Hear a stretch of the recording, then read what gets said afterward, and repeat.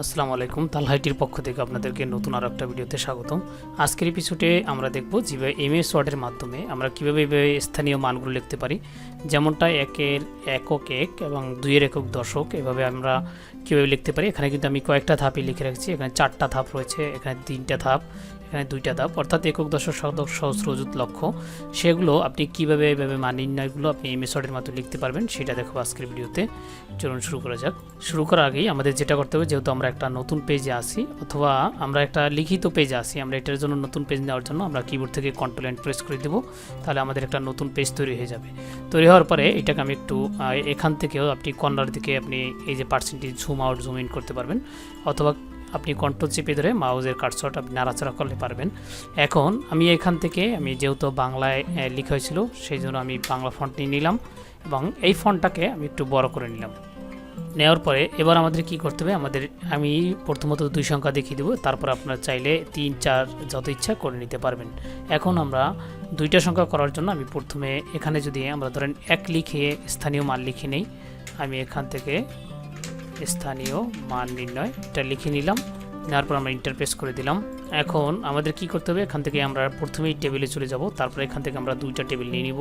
আমি প্রথম থেকে 2টা নিলাম, তারপর আমি আলাদাভাবে দেখাচ্ছি। এখন আমরা এখানে ক দিয়ে মানে আমরা ক নাম্বারে লিখব। এখন ধরেন আমাদের এটার মান থাকবে 12।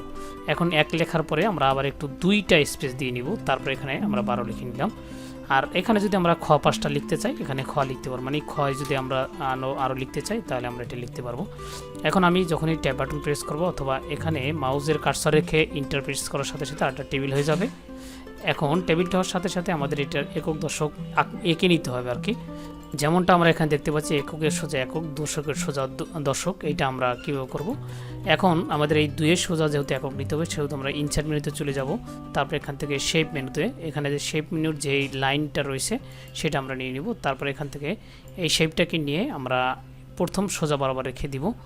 আমরা সোজা বরাবর রেখে দিয়ে আমরা আরেকটা টেবিল নিতে পারি, এইটার সুবিধার জন্য আমরা কয়েকটা টেবিল নিয়ে নিতে পারি। তারপর এই টেবিলটা আসার পরে আমার এখানে এই লাইন টোনটা আসার পরে আমরা এটাকে সোজা করে দেব।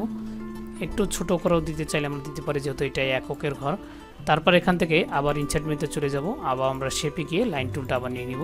তারপর ঠিক এই বরাবর আমরা আবার একটা টেনে এইভাবে নিয়ে নিব। দেখেন এইভাবে নেওয়ার পরে এখন আমাদের এইটা মিলানোর জন্য এখানে কোনো অতিরিক্ত আছে কিনা সেটা দেখার জন্য জুম করতে হবে। তারপর এটাকে আমরা একটু সোজা করে দিব। আর এই 2টাকে আমরা কন্ট্রোল চেপে ধরে নিয়ে এটাকে আমরা গ্রুপ করে দেবো, যে এখান থেকে গ্রুপ করে দেবো। গ্রুপ শেষ হয়ে গেলো। এখন আমাদের কাজ হলো এখানে আমরা মাউসের কার্সরটা রেখে দিব।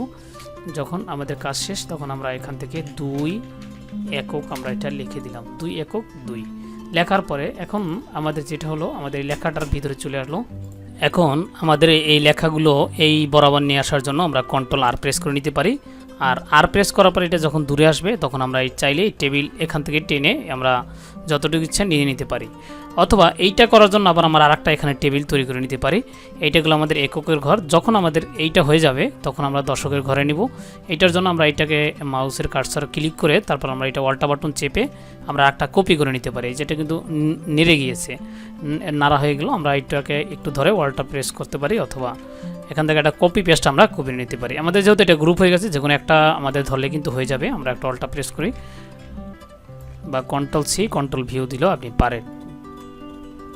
দেখেন এখন আমরা যখন এটার উপরে ক্লিক করব তখন কন্ট্রোল চাপ দেওয়ার পরে দেখেন প্লাস আইকন যখন আসবে তখন এটাকে মুভ করতে পারবো আমরা। এই যে আমরা এটা কিন্তু এখন মুভ করতে পারছি। তখন এটাকে আমরা নিয়ে এই যে 1 বরাবর দিব, 1 বরাবর ঠিক মতো দেওয়ার পরে আমরা এইটাকে আরেকটু নিচে দিকে ড্র করব, আর এইটা এদিকে দিয়ে আমরা টান দিয়ে নিয়ে আসবো, বা এইটাকে আমরা কম দিকে নিয়ে আসতে পারি যদি আমাদের মনে ইচ্ছা হয়। তারপর আমরা লিখব 1 দশক 10, মানে আমাদের যেটা এই আমরা 1 দশক 10 এটা লেখা হয়ে গেল। এভাবে আপনি চাইলে 1 থাক 2 থাক 3 থাক আপনি করে নিতে পারেন। এখন যদি আমাদের আরেকটা সংখ্যা হতো তাহলে আমরা কিন্তু আরেকটা ঘর নিয়ে নিতাম। যেমন ধরেন এখানে যদি আমাদের আরেকটা ঘর হতো তাহলে আমরা কিন্তু এইটাকে আবারও কন্ট্রোল প্রেস করে এই যে আমরা এটাকে আরও ছোটো করে নিতাম, বা এখান থেকে আরেকটা টেবিল করে নিতে পারতাম আমরা। এই যে এটাকে আমরা ছোটো করে নিব, এভাবে চেপে ছোটো করে আমরা মাউসের কার্সর থেকে এভাবে নিয়ে বসিয়ে দিতে পারবো। তখন কিন্তু এইটা একক হবে আর এটা দশক এটা শতক, এভাবে হয়ে যাবে। এভাবে আপনি চাইলে স্থানীয় মানগুলো আপনি এমএস ওয়ার্ডের মাধ্যমে নির্ণয় করতে পারবেন। আমাদের এগুলো যখন তৈরি হয়ে যাবে তখন আমরা এই টেবিলটাকে আমরা কিভাবে একদম হাইড করে ফেলবো যাতে এখানে না দেখা যায়, যেহেতু আমাদের একক দশক শতক এগুলো আমাদের দেখা উচিত। আর এখানের যে রেখা লাইনগুলো রয়েছে এই লাইনগুলো দরকার, আমাদের কিন্তু অন্য কিছু দরকার নেই। সেটার জন্য আমরা কি করব, প্রথমে এখানে যে টেবিলের চুল আইকনের মতো রয়েছে সেটাতে আমরা সিলেক্ট করে নিব। তারপর এখান থেকে এই যে টুল মেনু আছে এখান থেকে আমরা নো বর্ডার দিয়ে দিব। নো বর্ডার দেওয়ার সাথে সাথে এখান থেকে কোনো বর্ডার দেখা যাবে না, আর আপনার এখান থেকে একক দশক শতকের এই মানগুলো আপনারা দেখতে পাবেন। এই ছিল মোটামুটি আজকের ভিডিও। তাছাড়া আরও পদ্ধতি থাকতে পারে, যদি আপনি আরও জানা থাকে অবশ্যই কমেন্টসে জানাবেন। আমার কাছে এইটাই খুব সহজ মনে হয়েছে, এই জন্য আপনাদেরকে শেয়ার করলাম। আজকে এই পর্যন্ত, দেখা হবে নতুন কোনো এক ভিডিওতে।